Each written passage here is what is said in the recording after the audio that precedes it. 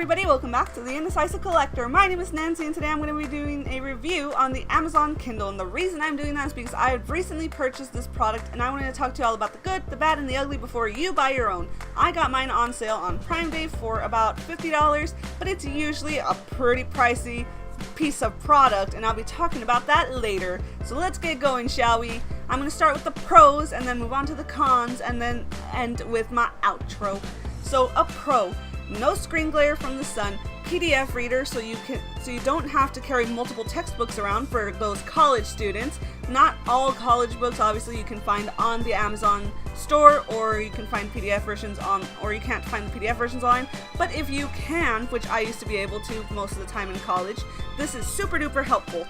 If you're a Prime member, you do get books from the Kindle store at a small discount from what I've seen here and there. If you're an avid reader or you have a disability and cannot make it to the store or the library and you really have a book that you've been dying to get, the Kindle is pretty useful because you could just get it at home and you don't really have to leave the house for doing any of that. It doesn't need too much of a recharge time. The first initial charge up is 4 hours, but it's lasted me since Prime Day till now almost 2 weeks, or about a week and a half, I believe. So I think that's really, really good. As you can see up in the corner while I'm showing you all of the things you could do with this, it does have the little battery up there, and it basically hasn't used too much, and that's that it never turns off, and I'll talk about that later. You do get access to Goodreads. Goodreads is basically a virtual library where you can make wish lists and such. And I think it's really good, but I also don't like that it shows up on like more than half the screen. I think it's a little annoying at times. Anyways, moving on. If you have the Mobi version of a book, which is basically the file you get from Amazon when you purchase from them, then it will allow you to change the text size, the font, and all that other good stuff, and it's really nice. Unfortunately, you can't do that with a PDF reader, but you can zoom in, like when you're on a phone and you zoom in and out of things that you're reading, but the render time is a little slow.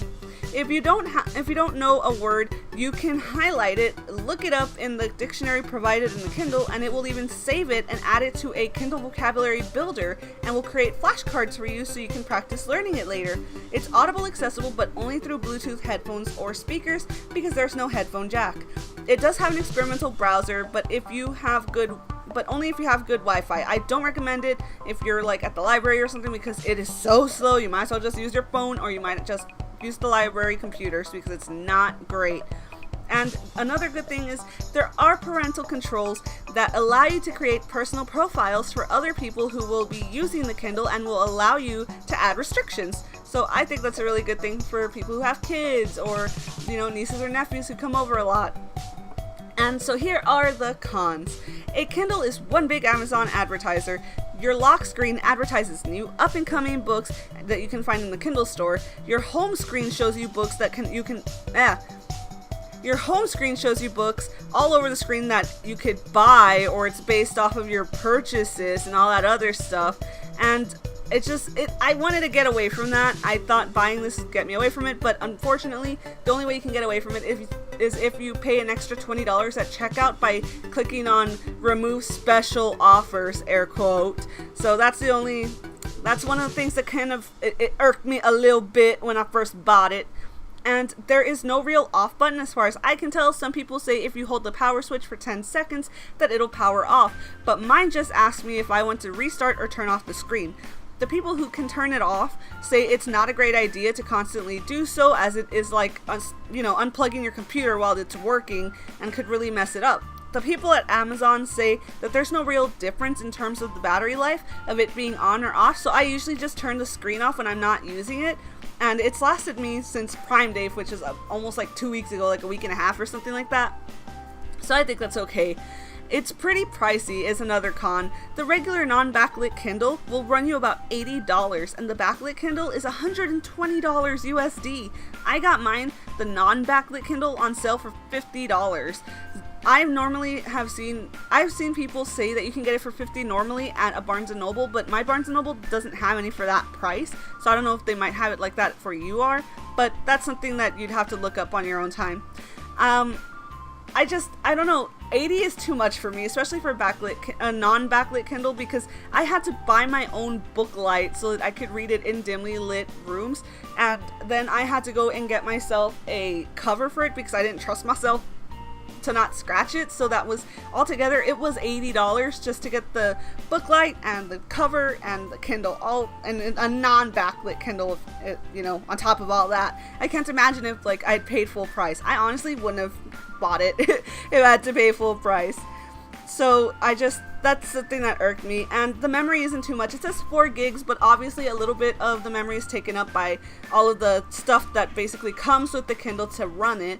And so I don't know, it wouldn't have been too bad in my opinion if they had an option to add more memory, but there's no option to do that. There's only like a place for you to plug it in so you could charge it and an off button.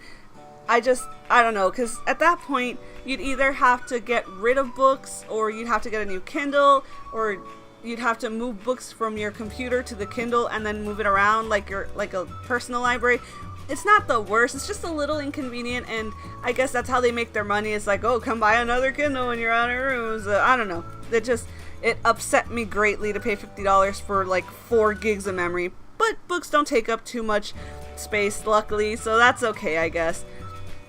Refresh time when turning pages or in moving the screen while zoomed in has enough of a delay to slightly annoy people who are used to today's fast-paced technology, and overall it's just plain expensive, y'all. Sometimes you need the book now, and you can't afford to save up and buy a personal book reader and then save up to buy the actual books for the reader. Sometimes it's just cheaper to go to get a $5 book when you need it. All in all, is the Kindle a traditional book replacement? I don't think so.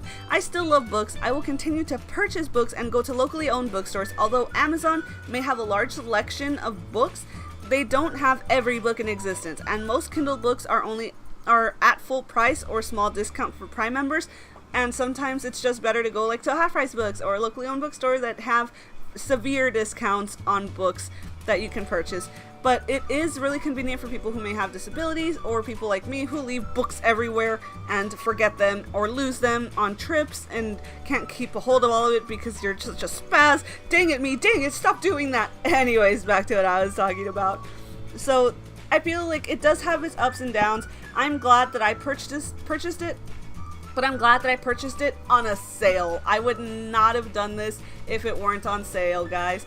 And during this video, I was showing you all how I basically was able to take the advertisements off and how I was able to get everything just fixed up. If you would like more information on how to use the Kindle and how to do all of the specific things I talked about, please let me know in the comments below if you would like a video on how, you know, I've done things on it or what I do for my Kindle, so I can do a more in-depth video. But this is just a pros and cons. Thank you so much for watching, guys. I really appreciate you all being here, and I hope you all enjoyed seeing my kitten Luna. She's the little black cat that was in this video today, and I love her so much. She's the newest addition to my family, and she is the cutest little baby next to Anra, of course, because Anra is my other cute little baby. I have too many cute babies. Maybe I'll do a video about my cat someday. Before I head out, I wanted to read a quote for you all from Mr. Rogers. Like I said in my last video, which I will try to link below, I have been wanting to do more Mr. Rogers quotes at the end of every video because I feel like we could all use a little Mr. Rogers in our life right now. So here it is. Knowing that we can be loved exactly as we are gives us all the best opportunity for growing into the healthiest of people. Thanks so much for watching, guys. I hope you all have a great day, and I hope you all have a safe weekend. Thanks so much for watching. Don't forget to like and subscribe, and I'll see you all later. Bye!